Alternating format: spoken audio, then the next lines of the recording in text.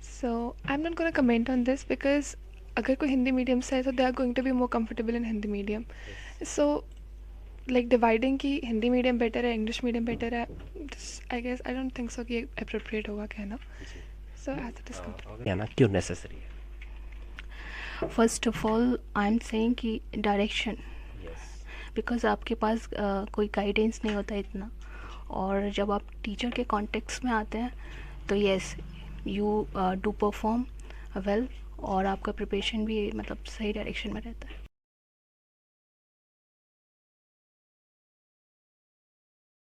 Adita Bhandari. Aditi Bhandari. Ma'am UPSC की preparation करती हैं? Yes I just started. Ma'am मेरा थोड़ा सा एक डाउट है, हिंदी मीडियम वालों का ये क्वेश्चन है कि वो लोग बोलते हैं कि कंपेयरिंग टू हिंदी माध्यम इंग्लिश माध्यम में थोड़ा सा कंफर्टेबल है या फिर इजी है यूपीएससी क्रैक करना, ये आप भी मानती हैं? So actually, I'm an English medium student. So I'm not going to comment on this because अगर कोई हिंदी मीडियम से है तो they are going to be more comfortable in Hindi medium.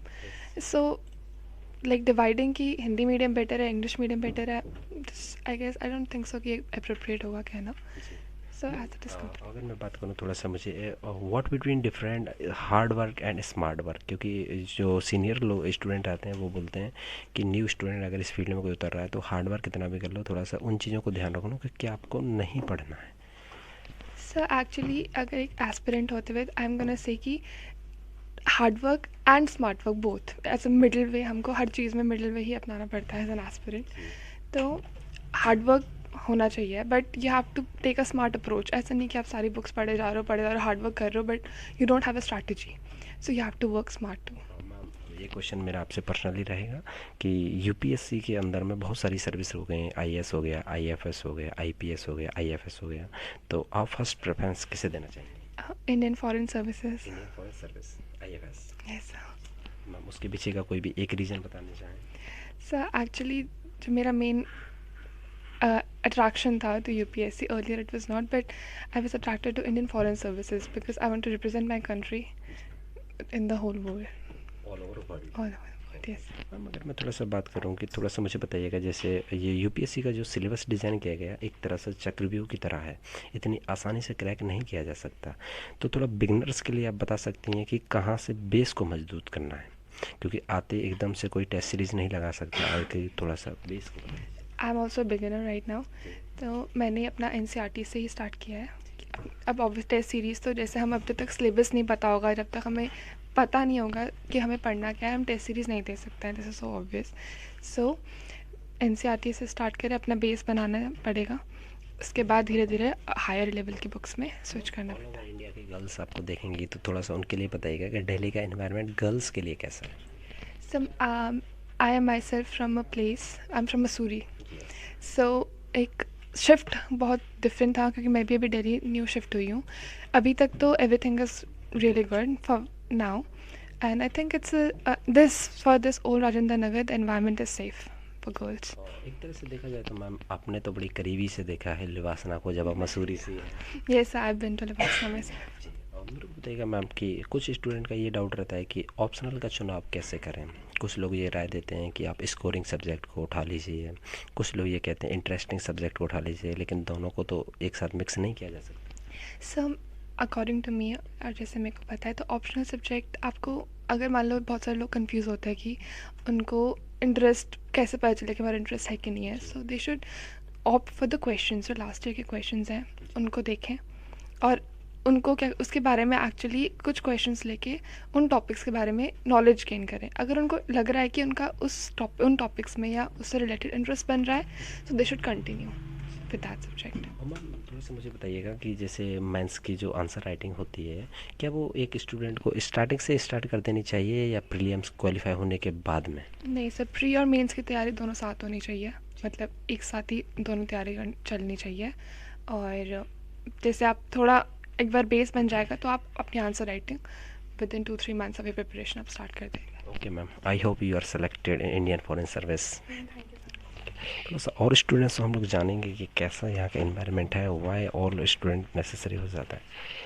और हमारे साथ में सीनियर मैम जुड़ चुके हैं. मैम सबसे पहले आपका नाम जानना चाहूँगा. Purnima Yadav my name. Purnima Yadav. Yes.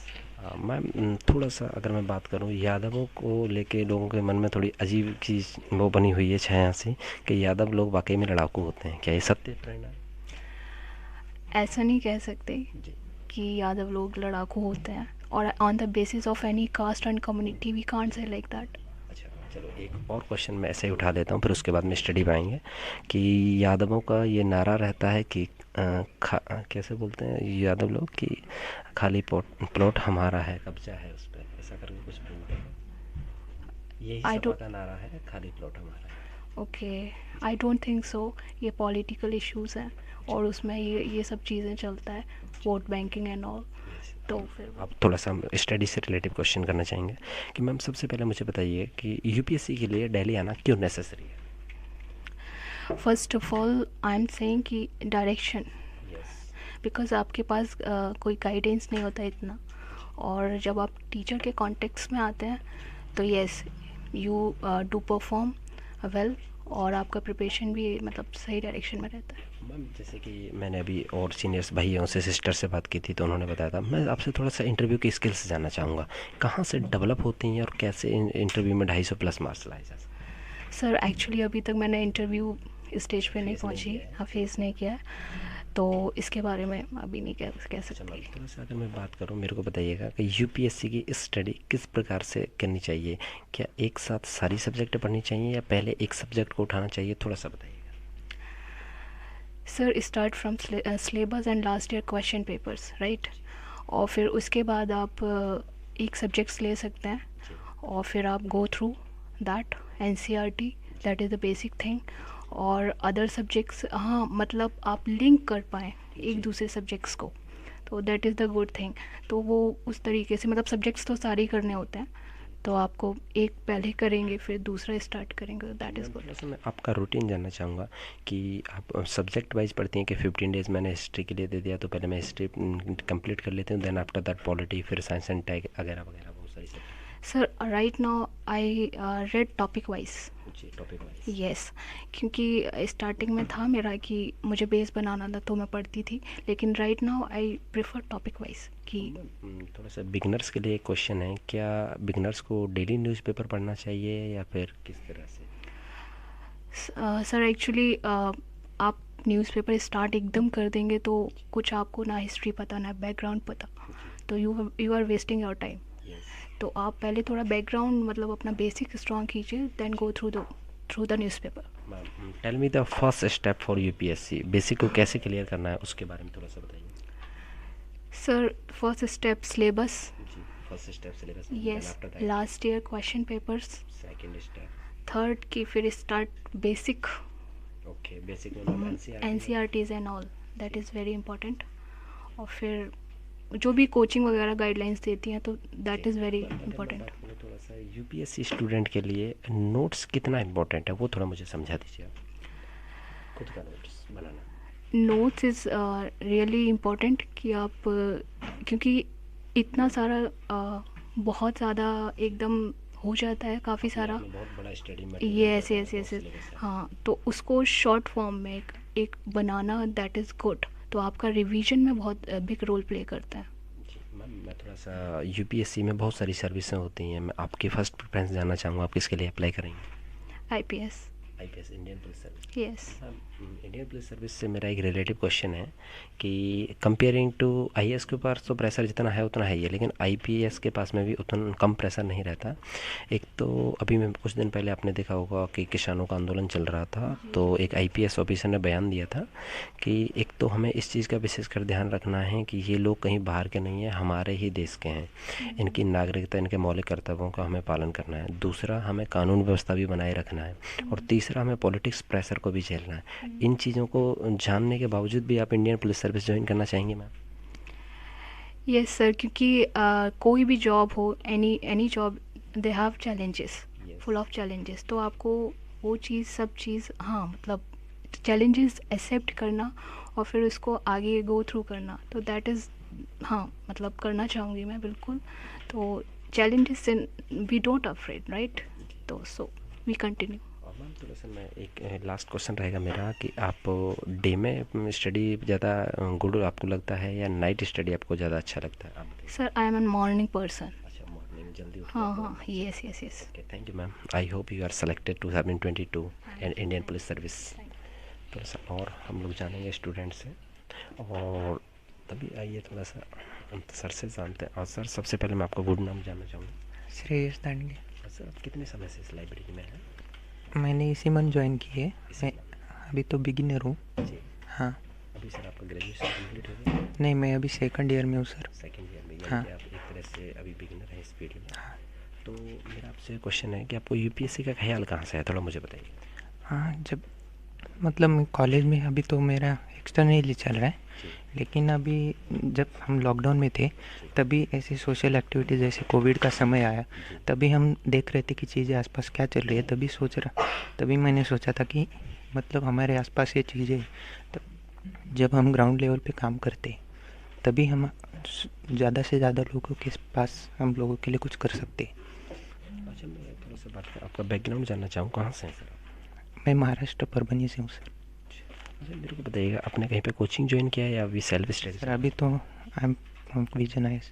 Self study से? नहीं, विजन आई एस में ज्वाइन किया है। हाँ। तो थोड़ा सा मुझे विजन आईएएस का क्लास ड्यूरेशन बता दीजिएगा, कितने ईयर का रहता है foundation batch? 11 to 12 month sir.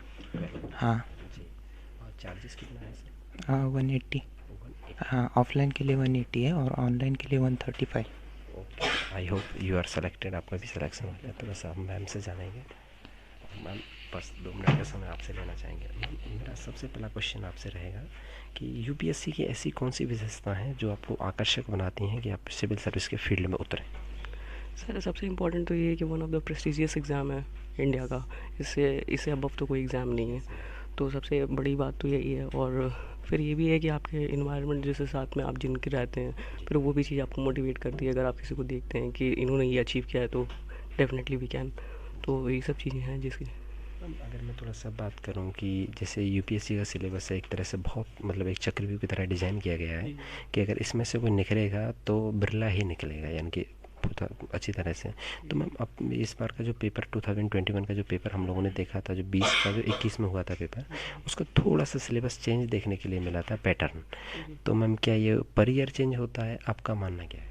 नहीं ऐसा नहीं है, लेकिन ये तो है कि यूपीएससी देखिए अनप्रेडिक्टेबल है, चाहे वो प्रीलिम्स के बेसिस पे हो, चाहे आप मेंस के लेवल पे लें, थोड़ा तो है। बट ये है कि अब उसी से फाइट करना है और करना है लेकिन ये है कि लेकिन मेंस के लिए तो एक डिफाइंड सिलेबस है, लेकिन वही प्रीलिम्स थोड़ा सा एक तरीके से गैम्बलिंग टाइप का है उसको। तो आपके अकॉर्डिंग क्या लगता है कि थोड़ा सा टफ बताइएगा कि ये पीटी को पास करना ज़्यादा टफ है या मैथ्स? पीटी को ही पास करना ज़्यादा टफ है, क्योंकि उसमें देखिए अभी आप यहाँ पे मैंने सिलेबस भी लगा रखा है, अगर मैं आपको दिखाऊँ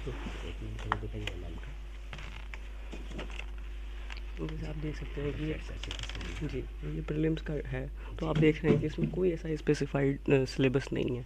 बट वही अगर आप मेंस का देखेंगे तो हर एक टॉपिक को भी एलैबोरेट वे में मतलब इसमें डिफाइन किया हुआ है। तो वही चीज़ है कि इसके लिए तो आपको एक पता है कि आपने एक टॉपिक पढ़ा, वो आपका प्रिपेयर हो गया है। बट अब इसमें एक सिंपल चीज़ लिखी हुई है, तो वो एक मतलब एक तरीके से अम्ब्रेला टर्म है। अब अम्ब्रेला टर्म में तो बहुत सारी चीज़ें आ जाती हैं, इसलिए तो फिर वही चीज़, तो इसलिए ज़्यादा मतलब ऐसा ज़्यादा जो है वो प्रीलिम्स ही टफ है। अच्छा मैं थोड़ा सा बात करूँ, मेरे को बताइएगा कि जैसे आपने कहीं से कोचिंग लिया है या सेल्फ? जी मैं विजन आईएएस ही कर रही हूँ। विजन आईएएस अभी कंटिन्यू कर? जी। तो थोड़ा सा मैं अगर बात करूँ मैम ऑफलाइन ऑनलाइन? नहीं मैं ऑफलाइन क्लास मैंने ज्वाइन किया है। मैम थोड़ा सा मेरे को एक डिफरेंट समझा दीजिएगा कि कुछ स्टूडेंट हैं जो बिगनर्स हैं जो आपको देखेंगे, थोड़ा सा वो जानेंगे कि ऑनलाइन में ऑफलाइन में क्या सीखने के लिए मिलता है। सर डिफरेंस ऐसा ये नहीं है कि ऑफलाइन कर रहे हैं कि ऑनलाइन कर रहे हैं, उससे कोई बहुत बड़ा मेजर डिफरेंस नहीं आता है। ये तो देखिए मैं अपना अगर पर्सनल बताऊँ, जैसा मैंने ज्वाइन किया है, तो ये तो मैंने अपने सेल्फ सेटिस्फेक्शन के लिए किया है कि भैया ऑफलाइन रहते हैं तो थोड़ा टीचर से एक 1-to-1 इंटरेक्शन होता है आपका। जी। और वही है कि फिर आप क्लास में बैठते हो, फिर इतने लोगों को एक साथ बल्क में देख के फिर आपको एक थोड़ा कॉम्पिटिशन वाली फील, वो आप अपने घर पर बैठ के देख रहे हैं, अपने कम्फर्ट जोन में देख रहे हैं, तो आपको इतना पता नहीं चलता है कि क्या चल रहा है सिचुएशन। तो वो है, बाकी आप करें चाहे वहाँ से चाहे यहाँ से, जैसे विज़न वाले हैं उन्होंने तो बहुत अच्छा अरेंजमेंट कर रखा है, चाहे आप ऑनलाइन करिए चाहे आप ऑफलाइन करिए, क्वेरीज पूछनी है, कुछ भी करना है, सब चीज़ों के लिए अरेंजमेंट है। मतलब कोई इशू नहीं है कि आपको ये लगेगा कि अरे मैं ऑनलाइन कर रहा हूँ, मैं कहीं पीछे छूट रहा हूँ, वैसा है। मैम अगर थोड़ा सा मैं चार्जेस की बात करूँ, विजन का फाउंडेशन का कितना चार्जेस है? हाँ, जैसे उन्होंने बताया 180 ही है, मैंने वही बैच ज्वाइन किया है 25 नवंबर से। जी। अब मैम मेरे को थोड़ा सा बताइएगा कि जैसे सिविल सर्विस में बहुत सारी सर्विस आ जाती हैं, इंडियन फॉरेन सर्विस है, आईपीएस है, आईएएस है, मैम आपकी फर्स्ट प्रेफरेंस में जाना चाहूँगा। सर ऑब्वियसली आईएएस ही है फर्स्ट प्रेफरेंस। जी। अभी तक किसी ने आईएएस बनाता है नहीं रखा, तो आईएएस। अच्छा अच्छा। जी।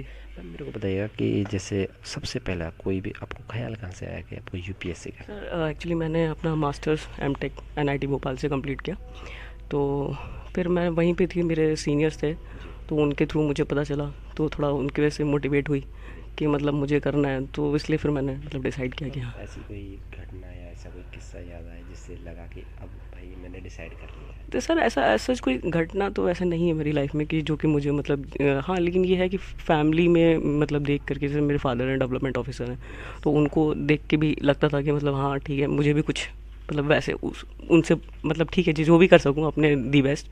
और बाकी फिर कॉलेज में भी सीनियर्स को देख करके, वैसे मेरे यहाँ से भी बहुत सारे सीनियर्स सेलेक्ट हुए हैं इसमें एनआईटी से, तो यानी एक तरह से जैसे एनवायरनमेंट में आपको जी मिला जी है, जी उसी से सीखने को जी मिला है, जी उसी से आपने और वहीं decide से इनफैक्ट ये लाइब्रेरी में बैठने की सीटिंग का जो है वो भी वहीं से ही पता चला कि अच्छा लाइब्रेरी में ऐसे बैठते हैं इतने, मतलब मेनली लोग कहते हैं ना आपको सीटिंग बढ़ानी होती है, आप कम मतलब कंटिन्यूसली एक जगह बैठ पाएँ, तो वो सब चीज़ें कॉलेज से। अब मैम थोड़ा सा मैं एक क्वेश्चन लास्ट मेरा रहेगा, मेरे को बताइएगा कि लिबासना तक के सफ़र में लाइब्रेरी का क्या रोल अदा होता है?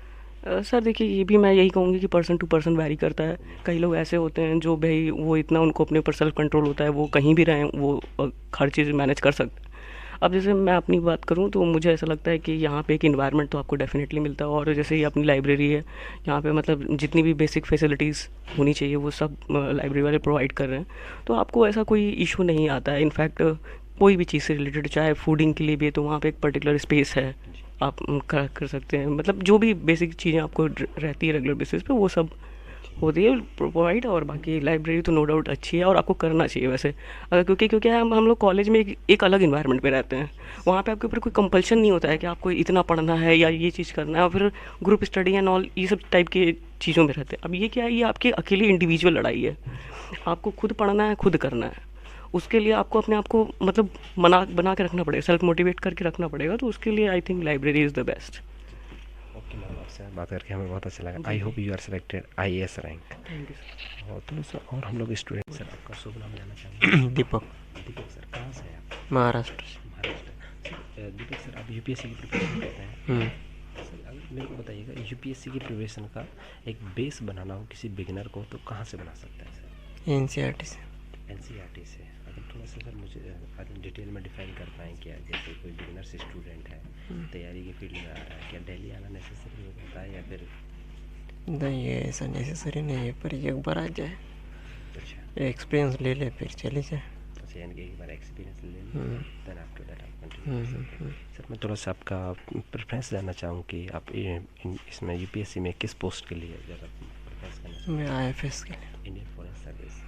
सर उसके पीछे का कोई भी एक कारण बताना चाहें?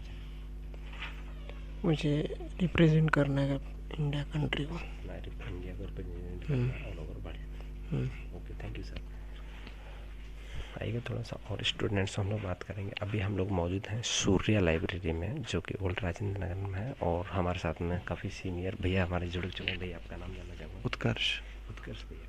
उत्कर्ष भैया, मेरे को सबसे पहला मेरा क्वेश्चन है कि लिबासना तक के सफ़र में लाइब्रेरी का थोड़ा सा 2 वर्डों में महत्व समझा दीजिए। Library actually it gives you a conducive environment for long hour study. Yes.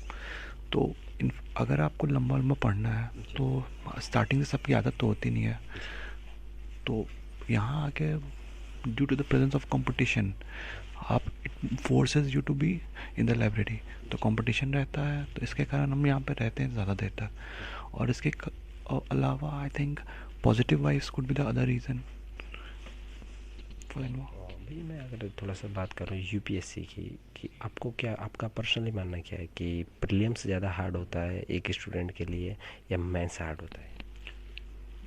UPSC के लिए I think mains. Mains. UPSC is all about mains. If you know how to write the answers, then you are going to be in the list this year or the next year. Else for prelims, I can say I think the 3 months. 3 months would be essential for prelims. The rest of the time you have to motivate for mains and your optional paper. बात करूँ थोड़ा सा मेरे को समझाइएगा, मैं beginners के लिए ये क्वेश्चन पूछ रहा हूँ, what between different hard work and smart work, क्योंकि आपको तो पता होगा कि क्या पढ़ना है और क्या लीव करना है, लेकिन एक बिगिनर को नहीं पता कि लीव क्या करना है। उसे तो ऐसा लगता है चकाचौंध दुनिया में जितना नोट्स मिले उठा लो। लुक, ऐसा यूपीएससी का सिलेबस डिफाइंड नहीं है, जनरल सिलेबस है प्रीलिम्स के लिए। तो ऐसा आप मार्केट में 10 कोचिंग सेंटर्स हैं, they are all giving some notes. For a beginner it would be very fascinating to read all the notes, but it would be a waste of time. If you study one note for multiple times, you will get to know much better things. अगर आपने different note पढ़ा है, आप maybe you have lot of knowledge, but it won't be required. It is not required in the examination. आप उतना knowledge का करोगे क्या? The ultimate aim is to solve the problem. वो आपको तभी आएगी जब आप एक चीज़ को बार बार पढ़ोगे, and you will build up better understanding. अच्छी अंडरस्टैंडिंग के कारण आप प्रॉब्लम को सॉल्व कर पाओगे। बहुत सारे नोट्स जाने से फ़ायदा नहीं है। सब मिला जुला के सब कुछ, सारे कोचिंग जितने भी यहाँ अवेलेबल हैं ओल्ड राजेंद्र नगर में, सब कुछ एक ही चीज़ बता रहे हैं। अगर आप बार बार कर रहे हो तो अपना टाइम वेस्ट कर रहे हो। आप एक ही नोट्स को बार बार पढ़ो। हम लोग ज़्यादा इस इनसिक्योरिटी में रहते हैं कि कहीं कोई छूट ना जाए, कहीं छूटना, ऐसा कुछ नहीं है, कहीं छूट नहीं जाए। लास्ट टाइम तक चाहे कोई भी हो, टॉपर हो, कोई भी हो, उसको हमेशा ये लगेगा कुछ छूट रहा है। तो इस इनसिक्योरिटी में जाने की ज़रूरत नहीं है। उससे अच्छा कोशिश करें ज़्यादा से ज़्यादा एक ही बार पढ़ें। यानी कि आपका कहना क्या मतलब मोटा मोटा ये है कि आपको सब्जेक्ट में पीएचडी नहीं करना है, जो एग्ज़ाम ओरिएंटल है वो पढ़ो। बिल्कुल आप अपने लास्ट 20 ईयर्स का पेपर देखो। ऐसा कुछ नहीं है कि कुछ आपसे काफ़ी इन डेप्थ पूछा जा रहा है, ऐसा नहीं है। प्रीलिम्स के तो खास करके नहीं, ऐसा इन डेप्थ नहीं पूछा जा रहा। तो आपको जनरल अंडरस्टैंडिंग होनी चाहिए अब सारे सब्जेक्ट्स की। कुछ भी नया आ रहा है तो उसका आपका एम है एक पब्लिक एडमिनिस्ट्रेटर बनना, तो you have to be aware. Awareness is